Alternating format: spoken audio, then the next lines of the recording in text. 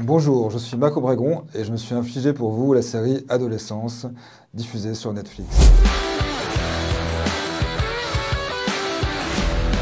Alors, à la base, on voulait pas en parler, parce que Adolescence, pour nous, c'est une série qui est largement surévaluée, qui est assez vide, mais malheureusement, l'actualité nous a rattrapés. Et il y a eu cette semaine un tragique alignement d'étoiles, dans la mesure où un fait divers survenu à nos gens a cruellement rappelé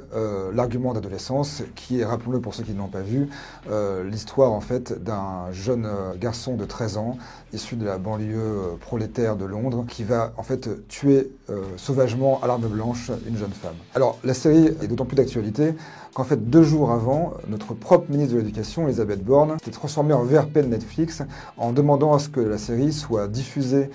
à titre pédagogique dans les collèges afin de sensibiliser les jeunes et leurs profs à la nocivité des réseaux sociaux. Alors, quand Borne en personne vous intime de regarder une série, pour nous, c'est forcément un red flag absolu. On a été voir la série et effectivement, comme on s'y attendait, Adolescence est un ratage à peu près sur tous les points de vue. Alors d'abord sur la forme. En fait, Adolescence,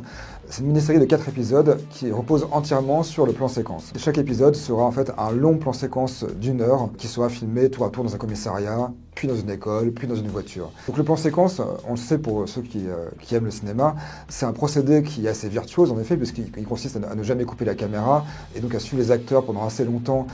tout en développant une grande virtuosité et une grande chorégraphie des figurants, des mouvements de caméra, etc. Mais ces plans séquences, en fait, sont valables parce qu'ils sont le contrepoint du reste du film, qui est basé, lui, sur le montage, qui est basé sur l'ellipse. Il ne faut jamais oublier que le cinéma, c'est avant tout un art temporel, un art du montage. Or, le plan séquence, par définition, évacue toute cette grammaire pour imposer seulement un bloc de mise en scène pure, duquel tout hors-champ et toute ellipse est naturellement évacué. Or, le problème pour un film comme Adolescence, qui voudrait avoir un discours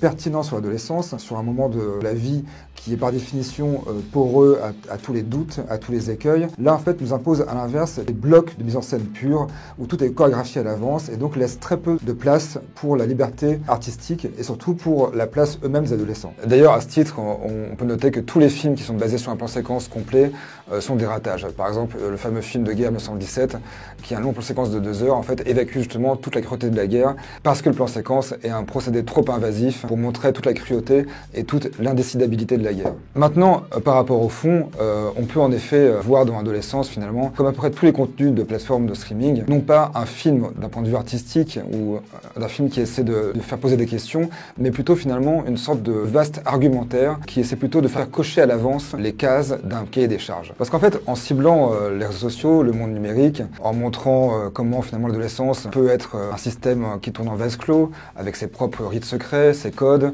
et qui parfois va être poreux au monde néolibéral et va en accentuer un peu tous les aspects les plus sombres pour finalement les rendre de plus en plus invivables, c'est pas très nouveau. Beaucoup de films avaient déjà évoqué ce sujet, et ce bien avant les réseaux sociaux. On peut prendre par exemple Benny's Video de Michael Haneke, qui était un film assez terminal sur ce sujet, qui montrait précisément comment un jeune garçon fan de vidéos allait tuer gratuitement une jeune femme qu'il invitait chez lui, parce que précisément il perdait assise avec le réel à cause de l'enregistrement. On peut aussi voir Twin Peaks du regretté David Lynch comme un film assez décisif sur l'adolescence et sur la façon dont le mal absolu peut être créé ex nihilo dans cet âge particulièrement poreux à toutes les sanies du monde libéral. En fait, Adolescence, à force de vouloir absolument prouver ce qu'il raconte, nous sort complètement de toute nuance, de tout questionnement, et se contente quelque part d'asséner, sinon une morale, une sorte de rapport d'étude lisse, quasiment administratif. Et c'est pourquoi l'État français se montre aussi pressé finalement de montrer cette série à nos enfants et à nos profs, parce que quelque part, elle le rassure dans sa propre vision d'adolescence. Or, le grand absent de cette série, ce sont bien les adolescents, qui jamais ne sont interrogés, dont on ne voit jamais le point de vue, dont on ne comprend jamais les vrais troubles psychologiques comme dissociatifs. À l'heure où nos enfants savent à peine lire et écrire, leur asséner 4 heures de Netflix à l'écran, à l'école,